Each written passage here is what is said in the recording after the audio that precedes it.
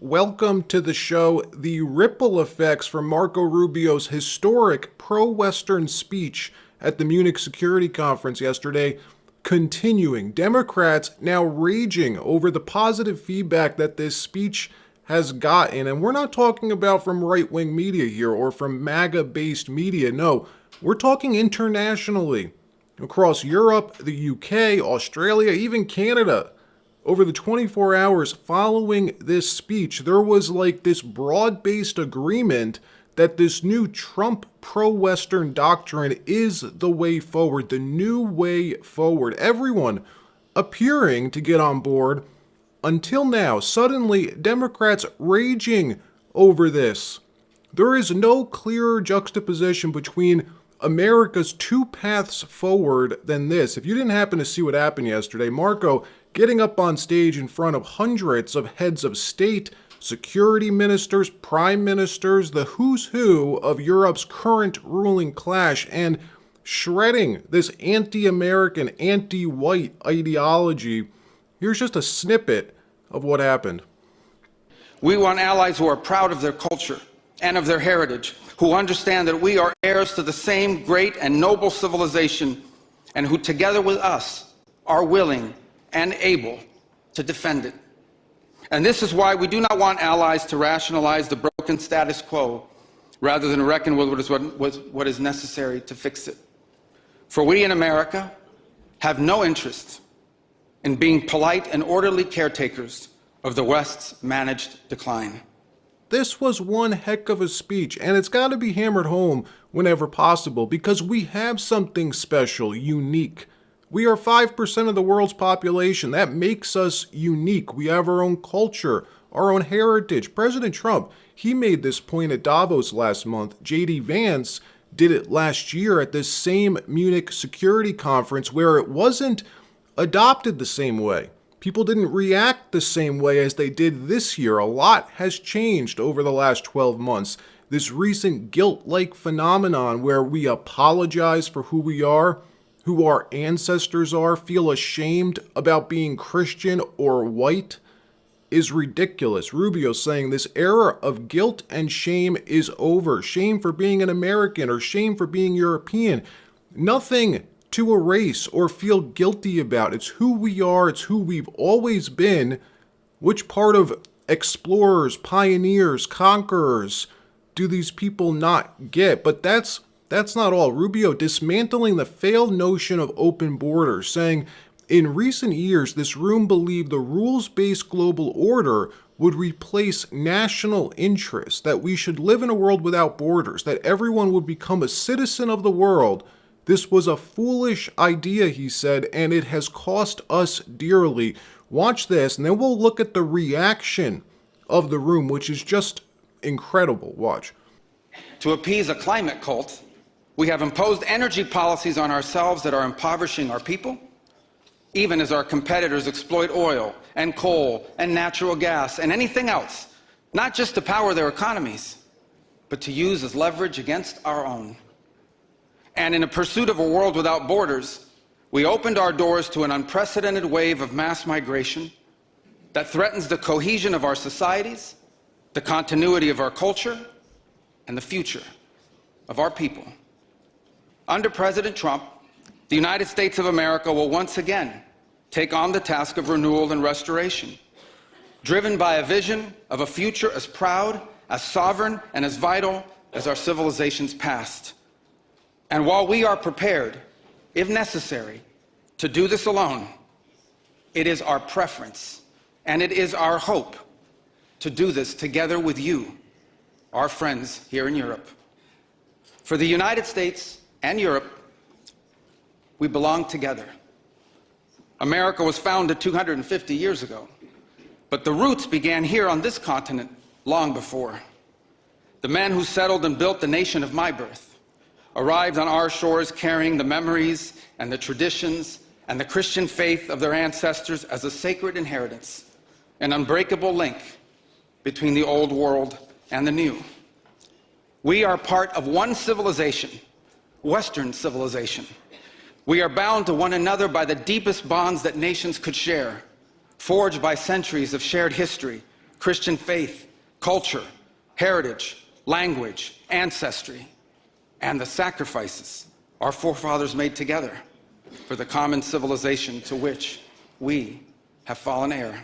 And he went on to explain the destructive consequences, the repercussions of this policy, how it shuttered our plants, shipped millions of working class jobs overseas to China, to India, outsourcing our sovereignty, and at the pursuit of a world without borders, saying we opened our doors to an unprecedented wave of mass migration that threatens the cohesion of our societies, the continuity of our culture, and the future of our people. We made these mistakes together. Under President Trump, the United States of America will once again take on the task of renewal and restoration, and while we are prepared, if necessary, to do this alone, it's our preference and our hope to do it together with you, our friends here in Europe.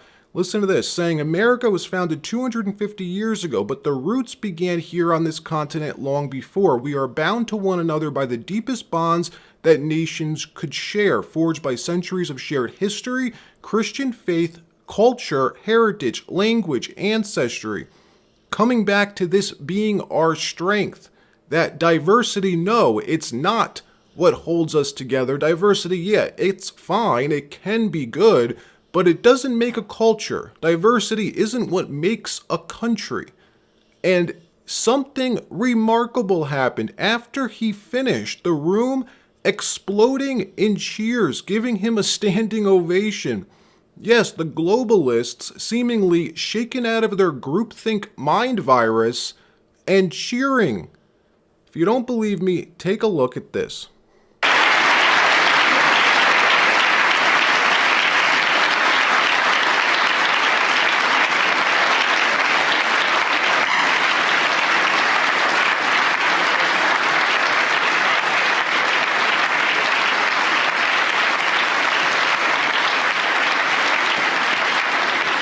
Well, as refreshing a sight as that is, it didn't last long. The new leader of the Democratic Party, the leading 2028 Democratic candidate for president, AOC, Alexandria Ocasio-Cortez, fuming this morning, angry that Marco's pro-Western speech was received so positively, coming out with her own vision for America and the West, calling it, get this, class-based internationalism.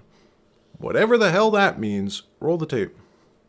You are starting to see the ascent of the right, even in places like Munich. Marco Rubio's speech was a pure appeal to Western culture. My favorite part was when he said that American cowboys came from Spain.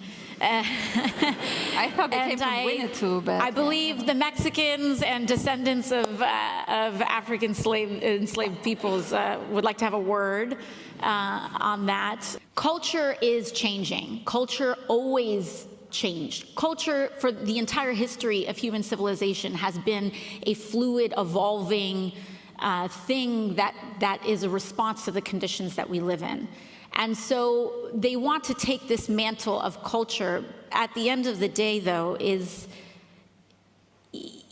is very thin. And so the response that we have to have is, again, it's material, it's class-based, it's common interest. There was certainly more openness to what I was saying than probably there would be in years past. We can't underestimate the appeal of going back to these well-worn grooves. A lot of what we talk about when we talk about a class-based internationalist perspective also means ending the hypocrisy towards the global South. Look, the Trump administration's been fighting tooth and nail for the revival of the American system, trying like hell to shake the world out of this decade-long coma. And over the last few weeks, they have put the globalists on notice. Your system is finished. That is the point. These are real problems that demand serious answers, not handcuffing us as a nation. No longer will we sit idly by letting our adversaries grow and prosper while we're handcuffed here at home. Last week, Vice President J.D. Vance opened the Critical Minerals Ministerial meeting in D.C., saying, that these policies put in place during the Biden administration over the last 5 years are over. Watch what he said. I think every single one of us represented in this room has become dependent on arrangements we did not choose, and right now, arrangements that we cannot control. We all face the same vulnerability: access to the things that protect our people and sustain our way of life. Everything from missile defense systems to energy infrastructure to advanced manufacturing to emerging technologies. The fundamental supply chains that support these industries sometimes can vanish in the blink of an eye without any control or influence from many of the countries in this room. Did you catch that? He said giving up control, giving up the ability to develop your own critical minerals is insane. And it is. Losing control over critical sections of our economy on the pursuit of fighting climate change is a ruse. It's a fake argument. All it does is gives the globalists enormous power, strengthens our adversaries, and makes us weaker and poorer here at home. And the U.S., over the last few weeks, is taking that power back. Critical minerals right now, one of the top concerns of the U.S. government. On February 2nd, the global critical minerals market was hit by this seismic event that will be remembered as the turning point for North American resource independence, the launch of Project Vault. We did a deep dive on this a few days ago. It is a $12 billion bombshell strategic stockpile designed to function as the strategic petroleum reserve for the age of AI and high-tech defense. At the Critical Minerals Ministerial on February 4th, Vice President J.D. Vance and Secretary of State Marco Rubio delivered a direct message to China. The U.S. will no longer allow market flooding to kill domestic projects. Critical minerals and rare earth magnets are now discussed at the top levels of the world's largest two economies and militaries. There are currently, get this, 0 operational mines of niobium on U.S. soil, a rare earth mineral, and it is imported 100% from foreigners. There is only one in Canada. 90% of the global supply is controlled by Brazil.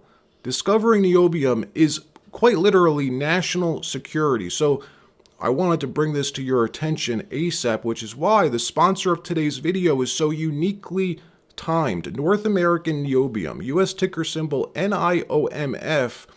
It's exploring for 3 rare earth minerals, 2 of which are super magnets. The ticker symbol NIOMF is available on Schwab, Fidelity, Interactive Brokers, E-Trade.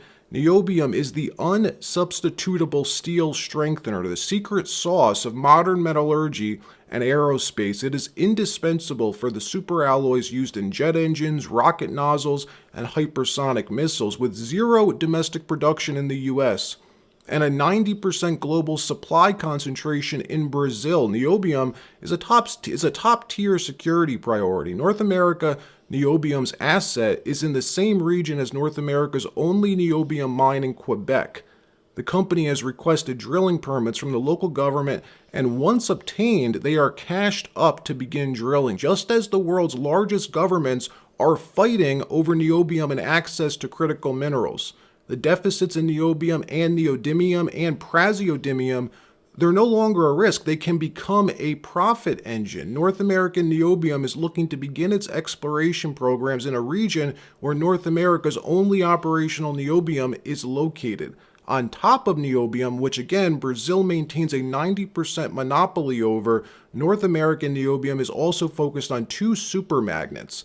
Neodymium, the primary ingredient in NdFeB magnets, the strongest permanent magnets ever created.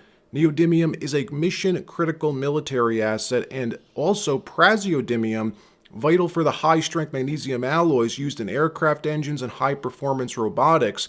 Praseodymium also serves as a critical dopant in fiber optic cables. Neodymium and praseodymium, the magnetic rare earths, are the heartbeat of the EV revolution and missile guidance systems. There are, again, no producing niobium mines on U.S. soil, only one in Canada. These minerals are considered critical because there are no viable commercial substitutes that offer the same weight to power ratio. A big part of North American niobium's upside potential is tied to the people heading the company and on its boards. Few names carry the weight, for example, of Joseph Carrabba's.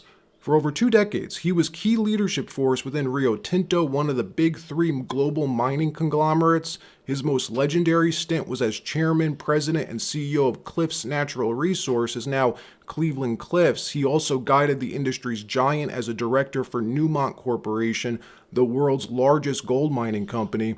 His presence, in my opinion, is a big signal to the market. Again, in my view, the Honorable Carrie Lynn Finley also is a powerhouse in the Canadian legal and political landscape. She's a former federal cabinet minister and distinguished King's Counsel. She served in several high-impact roles. For example, Minister of National Revenue, managing one of the most significant portfolios in the federal government. Also Associate Minister of National Defense, overseeing critical files during a pivotal era for the Canadian Armed Forces, as well as Parliamentary Secretary to the Minister of Justice, spearheading major legislative reforms through the House of Commons, and more recently, as Chief Opposition Whip and Shadow Minister for National Defense. She has remained at the forefront of Canada's strategic security conversations. Again, this is my first ever rare earth stock that I'm featuring to you, North American niobium, ticker NIOMF, in the U.S. exchange. All right, that wraps up this episode. Like, subscribe, we'll see you next time.